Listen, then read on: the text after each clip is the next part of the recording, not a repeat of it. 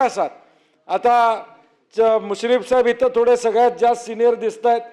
मंत्रालयात धाड पडणं हे कधी आमच्या या ठिकाणी ऐकवण्यात नाही आहे। एसीबीची धाड ही मंत्रालयात कधी झाली आम्ही ऐकलेलं नाही, परंतु मंत्रालयामध्ये आणि अँटी करप्शन ब्युरोची धाड सभापतीमध्ये कधी होती। आपण इथे खातं सांभाळलेलं आहे, मी 6 वर्ष खातं सांभाळलेलं आहे।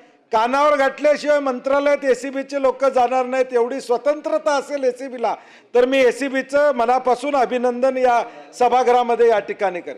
परंतु आज त्याची मान्यता घेऊन रेकी करून 2 दिवस रेकी करण्यात आली। एसीबी कुठली तक्रार आल्यानंतर रेकी केल्याशिवाय धाड टाकत नाही, रेकी करून या ठिकाणी धाड टाकली जाते। मंत्र्यांचे ओएसडी का पीए त्या ठिकाणी सापडले जातात, पैसे घेताना प्रत्यक्ष त्या ठिकाणी सापडले जातात। त्यांची फक्त त्या डिपार्टमेंटहून या डिपार्टमेंटला बदली, याच्या पलीकडे या ठिकाणी काही होत नाही। सभापती महोदय,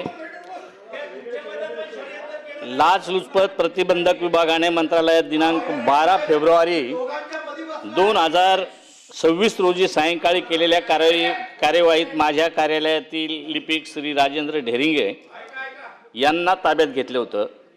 या घटनेच्या दिवशी मी शासकीय कामानिमित्त 1 दिवस अगोदरच दिल्लीत त्या ठिकाणी गेलो होतो।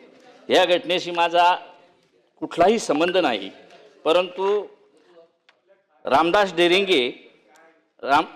गाढे आणि राजेंद्र ढेरिंगे यांचा हा प्रकारानंतर मी त्यांना तात्काळ त्यांच्या मूळ आस्थापनेवर पाठवण्यात आलं।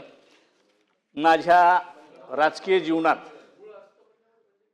ते उसनवारी तत्वावर होते, त्यांना त्यांच्या मूळ आस्थापनेवर पाठवलं।